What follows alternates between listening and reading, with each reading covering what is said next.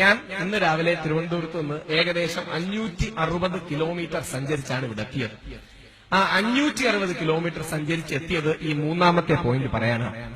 ആദ്യത്തെ 2 പോയിന്റുകൾ കേൾക്കാൻ നല്ല സുഖമുള്ളതാണ്. ഭാരതത്തിന്റെ മഹത്വം, മതസൗഹാർദ്ദത്തിന്റെ പ്രസക്തി. ഇനിയും പറയാൻ പോകുന്ന 2 കാര്യങ്ങൾ കേൾക്കാൻ കുറച്ച് സുഖമില്ലാത്തതാണ്. ആദ്യത്തെ 2 നമ്മുടെ പോസിറ്റീവാണ്, ഇനിയും പറയാൻ പോകുന്ന 2 നമ്മുടെ നെഗറ്റീവാണ്.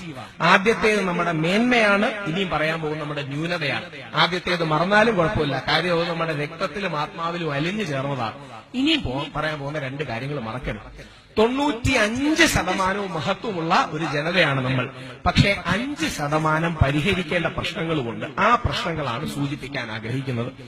ഒരുപാട് ഗുണങ്ങൾ നമുക്കുണ്ട്, പക്ഷെ ചില ന്യൂനതകളുണ്ട്. എന്തുകൊണ്ട് നമ്മുടെ വേദിയിൽ നമ്മുടെ കുറ്റം പറയുന്നു?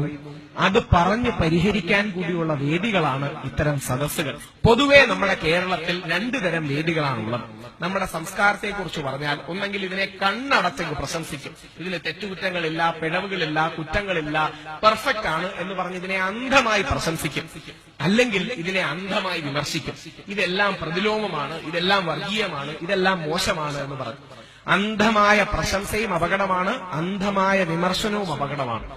നമുക്ക് കണ്ണു തുറന്നുള്ള പ്രശംസയും നിഷ്പക്ഷമായ വിമർശനവുമാണ് വേണ്ടത്. നമ്മൾ എല്ലാ മലയാളികളും നിർബന്ധപൂർവ്വം വായിച്ചിരിക്കേണ്ട, എല്ലാ അമ്പലങ്ങളിലും നിർബന്ധപൂർവ്വം മേടിച്ചു വെക്കേണ്ട ഒരു പുസ്തകത്തെക്കുറിച്ചാണ് അടുത്ത സൂചിപ്പിക്കാൻ ആഗ്രഹിക്കുന്നത്. യഥാർത്ഥത്തിൽ കഴിഞ്ഞ 8 വർഷം ഞാൻ 2600 വേദികളിലോളം പങ്കെടുത്തിട്ടുണ്ട്. 2600 വേദിയിലും പോയത് ഈ പുസ്തകത്തിന്റെ കാര്യം പറയാനാണ്. എല്ലാ മലയാളികളും നിർബന്ധമായി വായിച്ചിരിക്കേണ്ട, എല്ലാ അമ്പലങ്ങളിലും നിർബന്ധപൂർവ്വം മേടിച്ചു വെക്കേണ്ട ഈ പുസ്തകം എഴുതിയിരിക്കുന്നത് ഒരു ക്രിസ്ത്യൻ സഹോദരനാണ്. നമ്മൾ എല്ലാവരും അമ്പലങ്ങളിൽ മേടിച്ചു വെക്കേണ്ട ആ പുസ്തകം എഴുതിയിരിക്കുന്നത് ഒരു സന്യാസിയല്ല, ഒരു ആത്മീയാചാരനല്ല, അത് എഴുതിയിരിക്കുന്നത് ഒരു പോലീസുകാരനാണ്. പുസ്തകത്തിന്റെ പേര് മലയാളി ഇങ്ങനെ മരിക്കണമോ. പുസ്തകം എഴുതിയിരിക്കുന്ന വ്യക്തി ഡോക്ടർ സിബി മാത്യൂസ് IPS, കേരള പോലീസിലെ DGP ആയിരുന്ന, വിവരാവകാശ കമ്മീഷണർ ആയിരുന്ന കേരളത്തിലെ ഏറ്റവും പ്രഗത്ഭനായ ഉദ്യോഗസ്ഥരിൽ ഒരാളാണ് ശ്രീ സിബി മാത്യൂസ്. ഇദ്ദേഹം ഏകദേശം 10-12 വർഷങ്ങൾക്ക് മുമ്പ് മഹാത്മാഗാന്ധി യൂണിവേഴ്സിറ്റിയിൽ ഡോക്ടറേറ്റിന് വേണ്ടി ഒരു പഠനം നടത്തി. ആ പഠനം ഇന്ത്യയിൽ ഏറ്റവും കൂടുതൽ ആത്മഹത്യകൾ ആനുപാതികമായി നടക്കുന്ന സ്ഥലങ്ങളിലൊന്ന് കേരളമാണ്. ശ്രീ സിബി മാത്യൂസ് ചോദിക്കുന്നു, ഏത് മലയാളിയാണ് ഇവിടെ ആത്മഹത്യ ചെയ്യുന്നത്? കേരളീയരിലാണ് ഏറ്റവും ആത്മഹത്യ, മലയാളികളിലാണ് ഏറ്റവും ആത്മഹത്യ. ഏതു മലയാളിയാണ് ഇവിടെ ആത്മഹത്യ? പേജ് നമ്പർ 68 സിബി മാത്യൂസ് ചൂണ്ടിക്കാട്ടുന്നു, കേരള ജനസംഖ്യയിൽ ഏകദേശം 26%-ഓളമാണ് നമ്മുടെ മുസ്ലിം സഹോദരന്മാരുള്ളത്. ഏകദേശം 20%-ലധികമാണ് നമ്മുടെ ക്രിസ്ത്യൻ സഹോദരന്മാരുള്ളത്. ബാക്കി വരുന്ന 50%-ത്തിൽ ചുല്ലുവാനാണ് കേരളത്തിലെ ഹൈന്ദവ സമൂഹമുള്ളത്. ഇതിൽ 26%-ഓളമുള്ള മുസ്ലിം ജനവിഭാഗത്തിൽ 8% ആത്മഹത്യ. 20%-ലധികമുള്ള ക്രിസ്ത്യൻ സമൂഹത്തിൽ ഏകദേശം 12% ആത്മഹത്യ. ബാക്കി വരുന്ന ഈ 50%-ഓളമുള്ള ഭൂരിപക്ഷ ജനവിഭാഗത്തിലാണ് 80%-ഓളം ആത്മഹത്യ നടക്കുന്നത്. ഓർക്കുക, പറയുന്നത് ഒരു ഹിന്ദുവല്ല, ഒരു ക്രിസ്ത്യൻ സഹോദരനാണ്. പറയുന്നത് നമ്മളെ പോലെ സാധാരണക്കാരല്ല, DGP ആയ ഒരു വ്യക്തിയാണ്. പറയുന്നത് ഒരു പ്രഭാഷണത്തിലല്ല, 5 വർഷം ഗവേഷണം നടത്തി MG യൂണിവേഴ്സിറ്റിയിലെ ഡോക്ടറേറ്റ് തീസിസിൽ DC ബുക്സ് പുറത്തിറക്കിയ ഈ പുസ്തകത്തിലാണ് ഇത് പറയുന്നത്. എന്നിട്ട് അദ്ദേഹം ചോദിക്കുന്നു, എന്തുകൊണ്ടാണ് കേരളത്തിലെ ഭൂരിപക്ഷ സമുദായത്തിൽ ഇത്രയും ആത്മഹത്യകൾ ഉണ്ടാകുന്നത്? എന്താണ് കാരണം?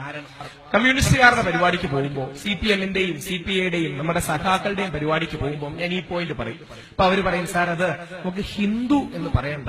പറയുന്നതെല്ലാം വളരെ കറക്റ്റായ കാര്യമാണ്, ബാക്കി പറഞ്ഞ സാർ കുഴപ്പമില്ല, ഹിന്ദു എന്ന വാക്ക് ഉപയോഗിക്കണം.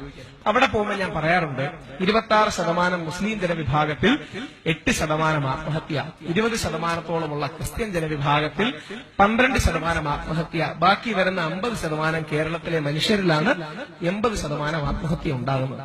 കോൺഗ്രസുകാരുടെ പരിപാടിക്ക് പോകുമ്പോൾ അവർ പറയും, സാർ ഹിന്ദുവിനേക്കാൾ ഭൂരിപക്ഷ സമുദായം എന്ന് പറയുന്നതാണ് നമ്മുടെ ഒരു പാർട്ടിക്ക് ചേർന്നത്. അപ്പൊ അവിടെ പോകുമ്പോൾ ഞാൻ പറയാറുണ്ട്, 50% ന്യൂനപക്ഷ വിഭാഗങ്ങളിൽ 20% ആത്മഹത്യ നടക്കുമ്പോൾ 50% ഭൂരിപക്ഷ വിഭാഗത്തിൽ 80%-ഓളം ആത്മഹത്യ നടക്കും. BJP-യിലെ RSSന്റെ പരിപാടിക്ക് മുമ്പ് അവർ പറയും സാർ ഹിന്ദു എന്ന് തന്നെ എടുത്തു പറയണം. എന്നാൽ ശരി, അങ്ങനെ ഹിന്ദുക്കളുടെ ഇടയിലാണ് 80% ആത്മഹത്യ. NSSന്റെയും നായർ സമുദായത്തിന്റെയും സുകുമാരൻ നായർ സാറുടെയും പരിപാടിക്ക്, മഹാനായ മന്നത്തിന്റെ സൗരഭ്യമുള്ള NSSന്റെ പരിപാടിക്ക് പോകുമ്പം അദ്ദേഹം പറയുന്നത് വളരെ പ്രധാനപ്പെട്ട പോയിന്റാണ്. പക്ഷേ ഹൈന്ദവൻ എന്നാണ് നമ്മൾ പറയേണ്ടത്. ഞാൻ പറയാം ശരി, അങ്ങനെയാണെങ്കിൽ ഹൈന്ദവരുടെ ഇടയിലാണ് 80% ആത്മഹത്യ. വെള്ളാപ്പള്ളി നടേശൻ സാറിന്റെയും SNDP-യുടെയും ഒക്കെ പരിപാടിക്ക് പോകുമ്പം അദ്ദേഹം പറയും നമ്പൂതിരി മുതൽ നായാടി വരെ എന്നാണ് നമ്മൾ പറയേണ്ടത്. ഞാൻ പറയാം ശരി, അങ്ങനെയാണെങ്കിൽ നമ്പൂതിരി മുതൽ നായാടി വരെയിലാണ് 80% ആത്മഹത്യ നടക്കുന്നത്. കമ്മ്യൂണിസ്റ്റുകാർ കേരളത്തിൽ ബാക്കിയുള്ള മനുഷ്യരെന്ന് വിളിക്കുന്ന, കോൺഗ്രസുകാർ ഭൂരിപക്ഷ സമുദായം എന്ന് വിളിക്കുന്ന, BJP-യും RSSും ഹിന്ദുക്കളെന്ന് വിളിക്കുന്ന, നായർ സമുദായക്കാർ ഹൈന്ദവരെന്ന് വിളിക്കുന്ന, SNDP-ക്കാർ നമ്പൂതിരി മുതൽ നായാടി വരെ എന്ന് വിളിക്കുന്ന ഈ അമ്പലവാസി മുതൽ ആദിവാസി വരെയുള്ള വിഭാഗത്തിലാണ് 80% ആത്മഹത്യ നടക്കുന്നത്. രണ്ടാമത്തെ കണക്ക് ഈ പുസ്തകത്തിലെ പേജ് നമ്പർ 72 സിബി മാത്യൂസ് പറയുന്നു കേരളത്തിലെ മദ്യപാനത്തിന് അടിപ്പെടുന്നവരുടെ കണക്ക്.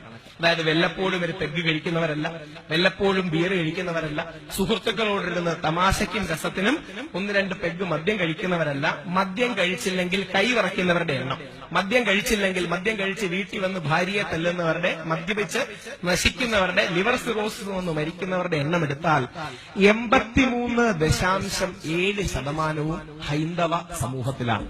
83.7 ഈ ഹിന്ദു സമൂഹത്തിലാണ് സംഭവിക്കുന്നത്.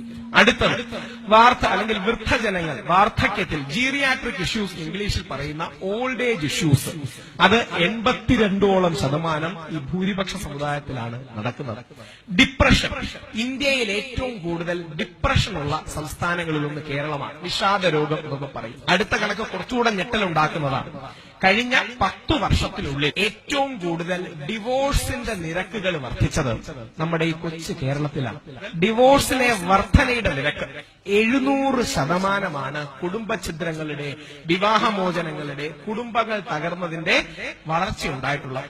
അതിൽ ഏകദേശം 89%, 90 നമുക്ക് സാമാന്യവൽക്കരിക്കാം, 90% ഈ ഹിന്ദു ജനവിഭാഗങ്ങളിലാണ്. എന്താണ് ഇതിന് കാരണം?